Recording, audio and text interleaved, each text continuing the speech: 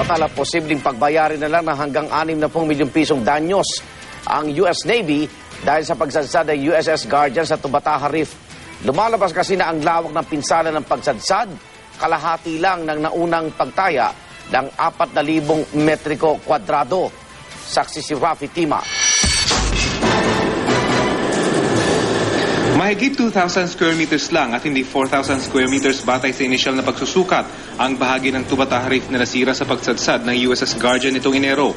Ito ang lumabas sa pinal na sukat na isinagawa ng pinagsamang assessment team ng Philippine at US Navy.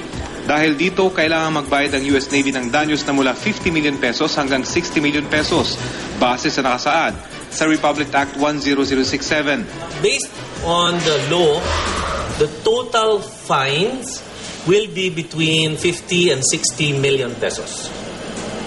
No? The exact figure is now being discussed inside, but I think if you said between 50 and 60, you're fairly safe. Paliwanag ng Philippine Assessment Team, mas malaki ang naunang pagtayang isinagawa ng US Navy dahil iba raw ang methodology na kanilang ginamit kumpara sa ginamit sa paunang pagtaya. This Philippine-led team used a method called shaped polygons, which followed natural contour of the reef.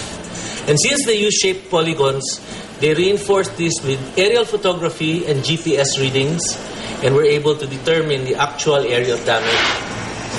Bukod sa pagsusukat, sinuri na rin ng mga eksperto ang pinsala sa bahura, kung saan nakitang unti-unting naghihilom ang napinsalang corals. Tubataha is already beginning to show signs of recovery. The number of fish that are actually managing the growth of algae is very impressive, and we're very hopeful that if we allow natural regeneration to continue. Oras na mai sa pinal umano, ang eksaktong danyos kung magkano ang kailangan singilin sa US Navy. Isusumiti na ng Tubataha Management Office ang pinal na report sa Department of Foreign Affairs para masimulan na ang proseso ng pagsingil sa gobyerno ng Amerika. Sa susunod na linggo, babalik sa Tubataha ang ilang coral expert para sa mas malilimang pagsusuri sa napinsalang bahura.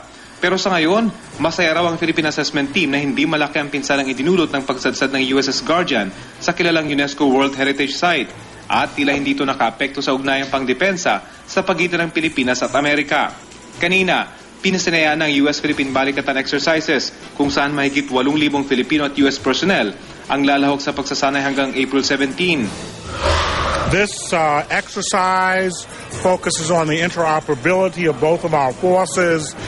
We concentrate on humanitarian assistance and disaster relief. To be able to strengthen our treaty alliance and as well to be able to enhance our strategic partnership. Ako si Rafi Tima, ang inyong saksi.